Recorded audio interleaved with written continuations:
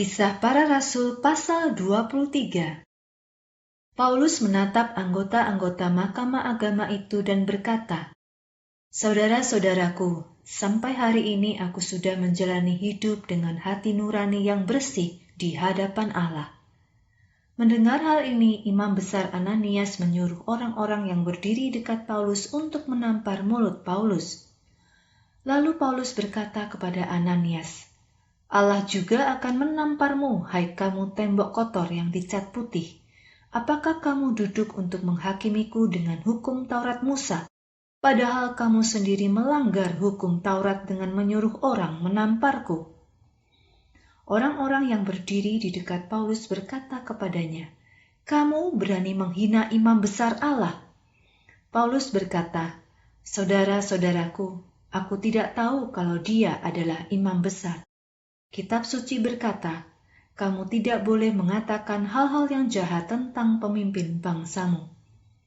Tetapi karena Paulus tahu sebagian orang dalam pertemuan itu adalah orang Saduki dan sebagian lagi orang Farisi, maka Paulus berseru keras dalam persidangan, "Saudara-saudaraku, aku adalah seorang Farisi, dan aku adalah anak Farisi. Aku diadili di sini karena pengharapanku pada kebangkitan orang mati." Ketika Paulus mengatakan hal ini, terjadilah perselisihan besar antara orang Farisi dan orang Saduki, sehingga sidang pecah menjadi dua kelompok. Sebab orang Saduki tidak percaya pada kebangkitan orang mati, juga malaikat ataupun adanya roh. Tetapi orang Farisi mempercayai semua itu. Maka terjadilah keributan besar. Beberapa guru Taurat dari golongan Farisi berdiri dan membantah dengan keras. Mereka berkata, "Kami tidak menemukan kesalahan apapun dengan orang ini.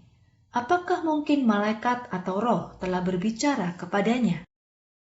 Karena besarnya perbantahan yang terjadi, maka kepala pasukan takut kalau orang-orang akan mencapik-capik Paulus. Karena itu, ia memerintahkan tentaranya untuk turun dan membawa Paulus ke markas dengan paksa. Pada malam harinya, Tuhan Yesus datang dan berdiri di sisi Paulus dan berkata, "Kuatkanlah hatimu. Kamu sudah menjadi saksi untuk aku di kota Yerusalem, maka kamu pun harus menjadi saksi bagiku di kota Roma." Rencana beberapa orang Yahudi untuk membunuh Paulus. Keesokan harinya, orang-orang Yahudi membuat persekongkolan dan bersumpah bahwa mereka tidak akan makan atau minum apapun sebelum berhasil membunuh Paulus. Ada lebih dari 40 orang yang membentuk persekongkolan ini. Mereka pergi menemui imam-imam kepala dan para pemimpin Yahudi lalu berkata, "Kami sudah bersumpah untuk tidak makan sebelum kami dapat membunuh Paulus. Karena itu sekarang kamu dan sidang Yahudi, kirimlah pesan kepada kepala pasukan itu untuk membawa Paulus kepadamu. Kamu membawa Paulus seakan-akan ingin menyelidiki kasus Paulus untuk suatu penelitian yang lebih teliti. Dari pihak kami siap membunuh Paulus ketika ia sedang dalam perjalanan ke persidangan." Tetapi keponakan Paulus mendengar rencana penyergapan ini.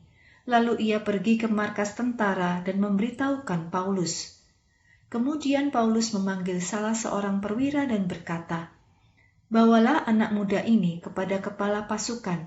Ia mempunyai pesan yang perlu disampaikan kepadanya."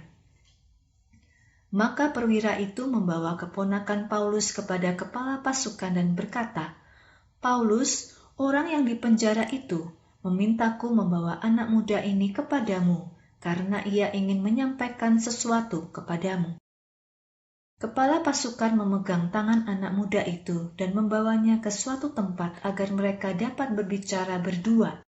Kepala pasukan bertanya, "Apa yang ingin kamu sampaikan kepadaku?" Anak muda itu menjawab, "Orang-orang Yahudi telah membuat keputusan untuk memintamu membawa Paulus ke sidang Mahkamah Agama besok. Mereka berpura-pura ingin menyelidiki kasus Paulus secara lebih teliti, tetapi janganlah mempercayai mereka. ada lebih dari 40 orang Yahudi yang bersembunyi dan menunggu untuk membunuh Paulus. Mereka semua telah bersumpah tidak makan atau minum sebelum berhasil membunuh Paulus. Sekarang mereka sedang menunggu keputusanmu." Lalu kepala pasukan menyuruh anak muda itu pergi dan berkata kepadanya, "Jangan memberitahu siapa-siapa kalau kamu sudah menyampaikan rencana orang-orang Yahudi itu kepadaku." Paulus dikirim ke kota Kaisarea. Setelah itu, kepala pasukan memanggil 2 orang perwira dan berkata kepada mereka, "Siapkanlah 200 tentara, 70 penunggang kuda, dan 200 tentara bertombak. Bersiap-siaplah untuk berangkat ke Kaisarea malam ini pukul 9. Sediakan juga kuda untuk Paulus sehingga ia dapat dibawa kepada Gubernur Felix dengan aman." Kepala pasukan itu menulis sebuah surat tentang Paulus yang isinya seperti ini. "Dari Claudius Lysias kepada Gubernur Felix yang mulia, salam. Orang ini telah ditangkap oleh orang-orang Yahudi dan mereka berencana untuk membunuhnya. Tetapi aku datang dengan prajuritku dan menyelamatkannya, karena aku mendengar bahwa orang ini adalah warga negara Roma. Karena aku ingin tahu apa tuduhan yang dijatuhkan kepadanya, maka aku membawanya ke hadapan sidang mahkamah agama mereka. Dari situ aku tahu, ternyata orang-orang Yahudi menuduh dia melakukan kesalahan yang berkaitan dengan hukum Taurat mereka. Tetapi menurutku, tidak ada tuduhan yang pantas untuk membuat orang ini dihukum mati atau dipenjara.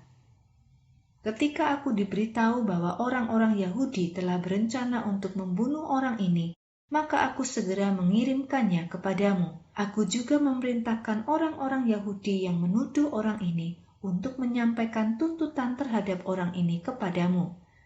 Maka para prajurit melakukan semua perintah yang diberikan kepada mereka. Malam itu juga mereka membawa Paulus sampai ke kota Antipatris.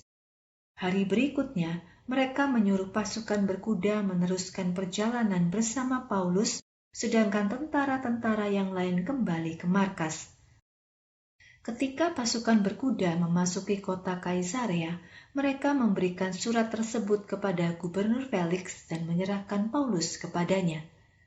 Gubernur membaca surat tersebut. Ia bertanya kepada Paulus dari mana asalnya. Ketika mengetahui bahwa Paulus berasal dari provinsi Kilikia, Gubernur berkata, "Aku akan mendengar perkaramu apabila orang-orang Yahudi yang menuduhmu sudah datang kemari." Lalu gubernur itu memberi perintah agar Paulus ditahan di istana yang dibangun oleh Herodes.